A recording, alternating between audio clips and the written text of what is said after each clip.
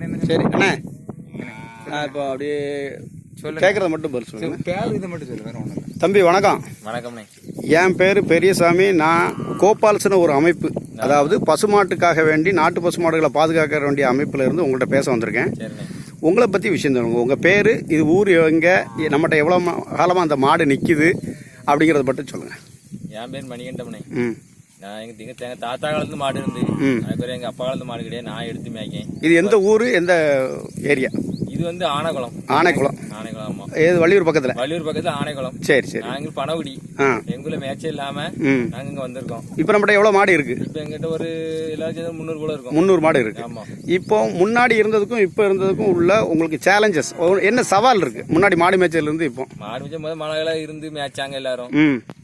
மலை தொடர், அந்த மலை காடு மலை, காடு மலை இருந்து எல்லாரும் மேய்ச்சாங்க. சரி. இப்போ அடைச்சிட்டாங்க 2000. இப்ப மாடு மேய்க்க முடியாது. எங்க ஊர்லயும் தண்ணி ஒண்ணும் இல்ல. சரி. மழையிலயும் விட மாட்டாங்க.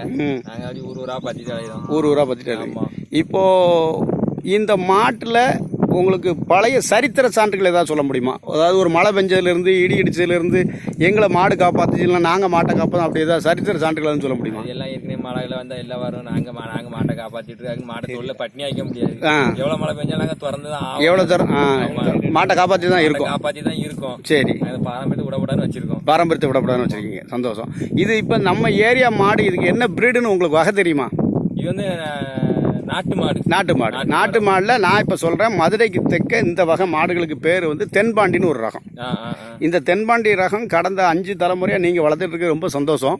இதுக்கு இன்னும் நாட்டு மாடுன்னு மட்டும் சொல்லதோடு நம்ம நிப்பாட்டிக்கிட்டோமே தவிர, இதை அடையாளப்படுத்துறது வந்து இப்போ இந்திய கவர்மெண்டே வந்து நம்ம நாட்டில் வந்து கிட்டத்தட்ட 72 விதமான மாடுகள் அடையாளப்படுத்தியிருக்காங்க. அதுல மதுரைக்கு தெற்க இருக்கக்கூடிய இந்த பிரீடுக்கு பேரு தென்பாண்டின்னு பேரு. இதோட ஸ்பெஷாலிட்டின்னு பாத்தீங்கன்னா, இப்ப வேற ஆளு பால் கறக்க போச்சு அப்படின்னா நம்ம பால் கறக்க இன்னொரு ஆள் இருந்தால் கூட அது தட்டிட்டு அடுத்தால தராது. அப்படி சில குணாதிசயங்கள்லாம் இருக்கு. ஸோ இது உங்களுக்கு தெரிஞ்சிருக்க வாய்ப்பு இல்லை, பழைய மூதாதையர்களுக்கு தெரியும். இந்த மாடு நம்ம இப்போ எங்க மாடு இப்போ நாங்கள் கறந்தா நிற்கும்.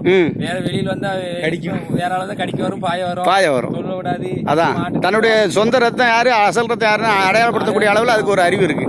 சரி. இப்போ நமக்கு மேய்ச்சல் காடுகளுக்கு என்ன செஞ்சா சரியா வரும்னு நீங்க நினைக்கிறீங்க? மழை திறந்தாலே சரியா வரும். மழையை திறந்தா சரியா வரும். ஊருக்கு போனா பாசு தான்.